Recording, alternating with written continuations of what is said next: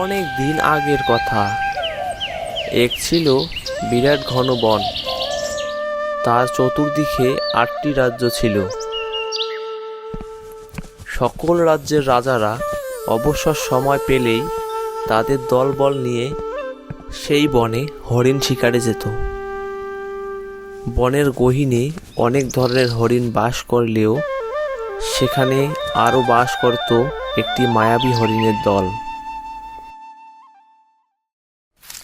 আর সেই হরিণ শিকারের জন্য যেমন হিংস্র প্রাণীরাও ওৎ পেতে থাকত, তেমনি রাজারাও সব ভুলে মায়া হরিণের পিছনে ছুটত। কিন্তু সিংহের মায়া হরিণের চেয়েও প্রিয় খাবার হলো মানুষের মাংস।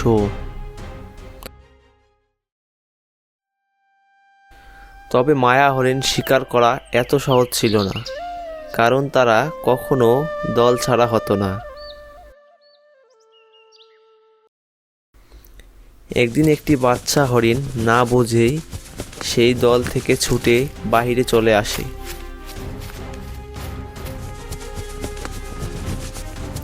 তাকে খুঁজতে খুঁজতে তার মা হরিণ পিছন পিছনে আসে। একটু দূরেই ওৎ পেতে ছিল একটি সিংহ।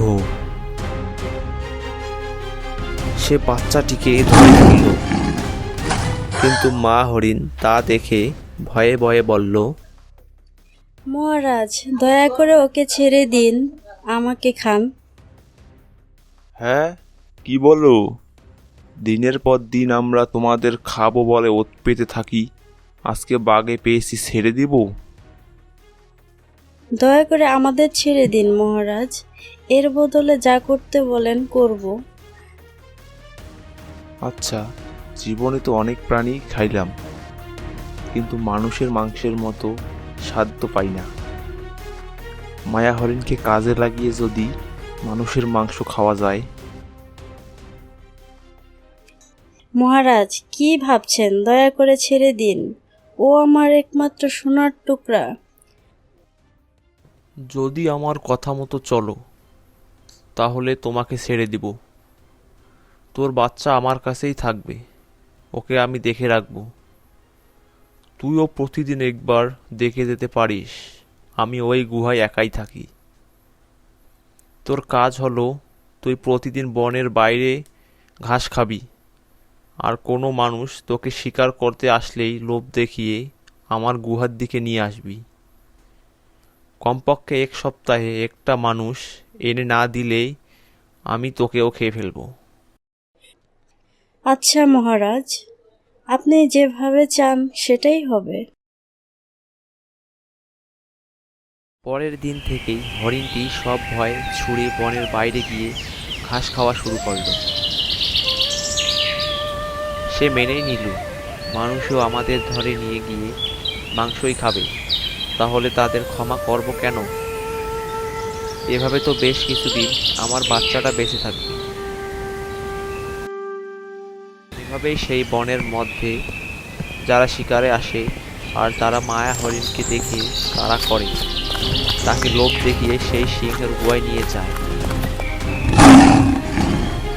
আর সেই সিংহ মানুষের মাংস মজা করে খায়।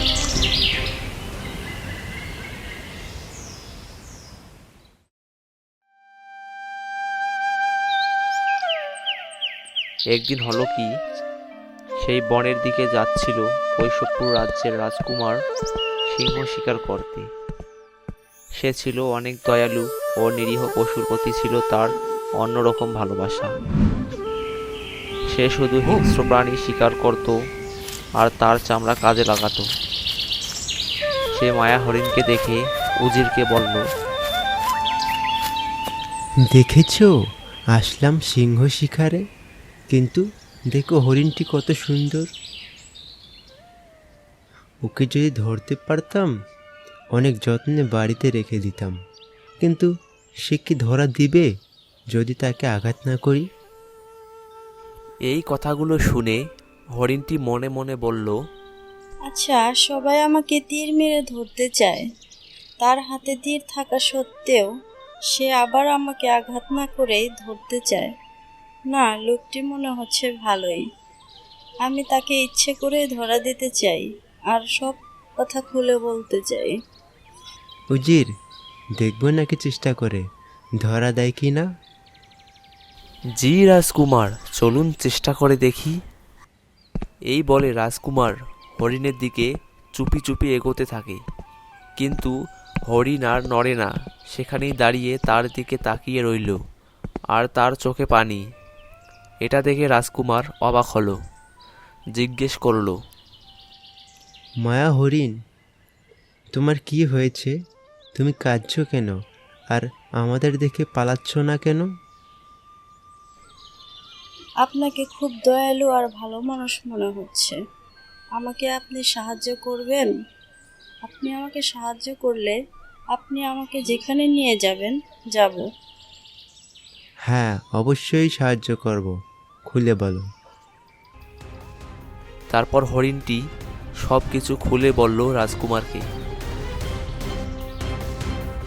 এরপর রাজকুমার হরিণের বাচ্চাকে উদ্ধার করতে চুপি চুপি গুহার দিকে যায়, আর সিংহকে তীর মেরে ফলে সিংহ সেখানেই মারা যায়। তারপর রাজকুমার বাচ্চাটাকে উদ্ধার করে মা হরিণের কাছে ফিরিয়ে দেয়। আপনার কাছে আমি চিরকৃতজ্ঞ। এখন আপনি আমাকে নিয়ে চলুন যেখানে নিয়ে যেতে চান। না, তুমি তোমার দলেই ফিরে যাও বাচ্চাকে সাথে নিয়ে। এতদিন নিশ্চয়ই অনেক কষ্ট পেয়েছো। বন্যরা বনে সুন্দর আর শিশুরা মাতৃ করে। দেখছো না তোমার বাচ্চা তোমাকে পেয়ে খুব খুশি হয়েছে। আপনার ঋণ কোনোদিন ভুলবো না। ধন্যবাদ উপকারী বন্ধু।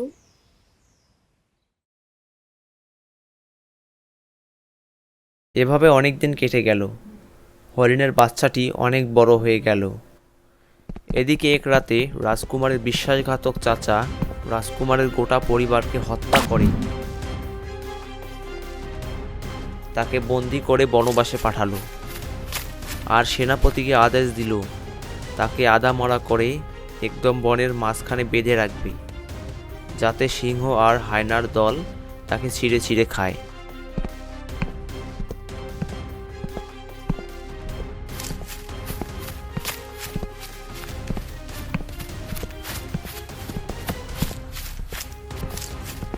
যেমন আদেশ তেমন কাজ।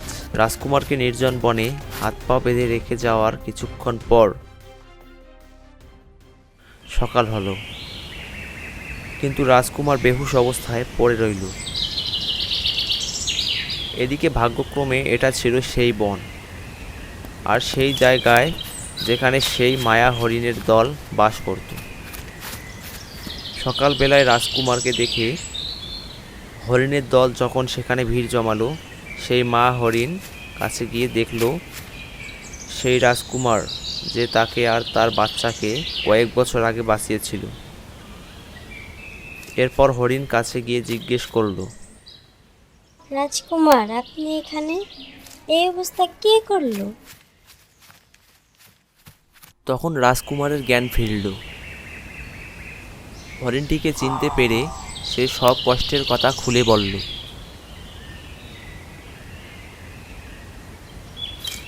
তখন হরিণ তাকে নিরাপদ আশ্রয় নিয়ে গেল।